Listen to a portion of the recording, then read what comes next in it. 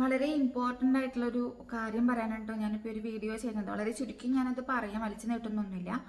കുറച്ച് നാൾ മുന്നേ നമ്മുടെ കയ്യിൽ നിന്ന് ഹെയർ ഓയിൽ വേണമെന്ന് പറഞ്ഞിട്ട് ഒരാൾ എന്നെ കോൺടാക്ട് ചെയ്തിരുന്നു. നമ്മുടെ അടുത്തുള്ള ആൾക്കാരൊക്കെ എന്നു വെച്ചാൽ ഞാനത് കൊണ്ടുപോയി കൊടുക്കാറുണ്ട്. അങ്ങനെ വാടാനപ്പള്ളി സെൻറ്ററിലേക്ക് അയാൾ വരുന്നു, ഞാൻ ഹെയർ ഓയിൽ കൊണ്ടുപോയി കൊടുക്കുന്നു, അയാൾ എൻ്റെ കയ്യിൽ നിന്ന് വാങ്ങിക്കുന്നു.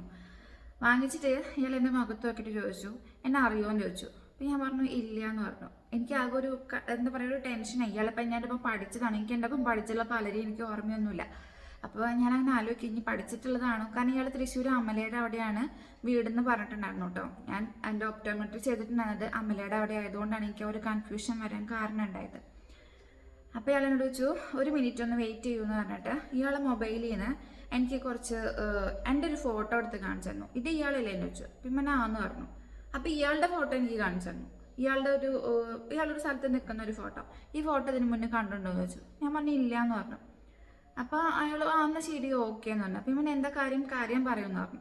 അപ്പോൾ ഞാനങ്ങനെ പറഞ്ഞപ്പോൾ ആളെൻ്റെ അടുത്ത് പറഞ്ഞൊരു കാര്യം, എൻ്റെ പ്രൊഫൈൽ വെച്ചിട്ട് ആരോ വേറൊരു അക്കൗണ്ട് ഉണ്ടാക്കിയിട്ട് ഇയാളുടെ അടുത്ത് ചാറ്റ് ചെയ്തിട്ടുണ്ട്, ഞാനാണെന്നും പറഞ്ഞിട്ട്.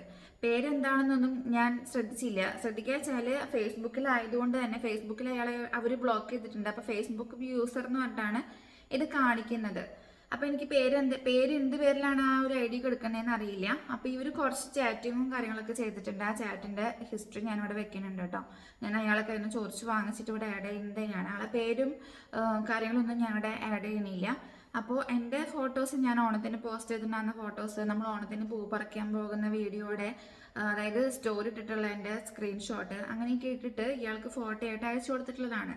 ഞാൻ നിങ്ങളുടെ അടുത്ത് പറയുന്നത് ഒരു കാര്യമല്ലോ, ഞാൻ ചോദിച്ചു അയാളുടെ അടുത്ത് നിങ്ങളുടെ കയ്യിൽ നിന്ന് പൈസ എന്തെങ്കിലും വാങ്ങിച്ചിട്ടുണ്ടോ എന്നൊക്കെ ചോദിച്ചു. അപ്പോൾ ആളില്ല എന്നാണ് എൻ്റെ അടുത്ത് പറഞ്ഞത്. എനിക്ക് നിങ്ങളുടെ അടുത്ത് ഒരു കാര്യമേ പറയാനുള്ളൂ, ഞാൻ നിങ്ങളുടെ അടുത്ത് ഒരാളുടെ അടുത്തും പേഴ്സണലായിട്ട് ചാറ്റ് ചെയ്യാൻ വരാൻ ഉദ്ദേശിച്ചിട്ടില്ല, ഇനി ഒട്ട് വരികയില്ല. ഇപ്പം ഞാനാണ് എന്ന് വിചാരിച്ചിട്ട് നിങ്ങൾ ഇതേപോലെ വേറെ ആൾക്കാരുടെ അടുത്ത് ചാറ്റ് ചെയ്തിട്ടുണ്ടെന്ന് വെച്ചാൽ അതൊരിക്കലും ഞാനല്ല. ഇനിയിപ്പോൾ ഞാനാണെന്ന് വിചാരിച്ച് നിങ്ങൾക്ക് ചാറ്റ് ചെയ്യണമെന്ന് നിർബന്ധമുണ്ട് എന്ന് വെച്ചാൽ ദയവ് ചെയ്ത് നിങ്ങൾ ചാറ്റൊക്കെ തുടങ്ങി സ്റ്റാർട്ട് ചെയ്തിട്ടുണ്ടെന്ന് വെച്ചാൽ അറ്റ്ലീസ്റ്റ് ഒന്ന് വീഡിയോ കോളൊക്കെ വിളിച്ചത് കൺഫേം ചെയ്യുക അപ്പോഴത്തിരിക്കുന്ന ആൾ ആരാണെന്നുള്ള കാര്യം. അപ്പോൾ ഇത്രയും എനിക്ക് പറയാനുള്ളൂ.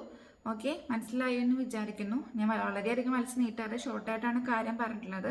ഇത്രയും എനിക്ക് പറയാനുള്ളൂ. നിങ്ങൾ നിങ്ങളുടെ ആൾക്ക് ഫാമിലിയും കാര്യങ്ങളൊക്കെ ഉള്ളതാണ്, എന്നിട്ടും കൂടിയിട്ടാണ് ഇപ്പോൾ പറയാൻ പറ്റില്ല. ആളെ ഫ്രണ്ട്സിനൊക്കെ കാണിച്ചു കൊടുത്തിട്ട് ഉറപ്പ് വരുത്തി ഞാൻ തന്നെയാണെന്ന് ഉറപ്പൊക്കെ വരുത്തി എന്നൊക്കെ പറഞ്ഞു. ഫോട്ടോ കാണുമ്പോൾ ഫ്രണ്ട്സ് ആണെങ്കിലും പറയുന്നത് ഞാൻ തന്നെയാണെന്നുള്ളതല്ലേ. പക്ഷേ അയാൾക്ക് വേണമെന്ന് എൻ്റെ ഒറിജിനൽ ഐ ഡിയിൽ വന്നിട്ട് മെസ്സേജ് ചെയ്യാമായിരുന്നു. അയാളിപ്പോൾ നമ്മുടെ ഹെയർ ഓയിലിൻ്റെ പേജിൻ്റെ നമ്പറിലേക്കാണ് മെസ്സേജ് അയച്ചിട്ട് എന്നെ വിളിച്ചു വരുത്തിയിട്ട് ചോദിച്ചത്. അപ്പോൾ എനിക്ക് നിങ്ങളുടെ അടുത്ത് ഇത്ര പറയാനുള്ളൂ കേട്ടോ. ദയവ് ചെയ്ത് ആരും ഇതേപോലെയുള്ള പ്രശ്നങ്ങളിലേക്കോ കലാപരിപാടികളിലേക്കോ കടന്നു ചെല്ലാതെ ഇരിക്കുക. ഇനിയിപ്പോൾ അഥവാ നിങ്ങൾക്ക് കടന്നു ചെല്ലണമെന്ന് വെച്ചാൽ അപ്പുറത്തിരിക്കുന്ന ആൾ ആരാണെന്ന് കൺഫേം ചെയ്തിട്ട് നിങ്ങൾ എന്താ ചെയ്തേക്കോ. Okay, by.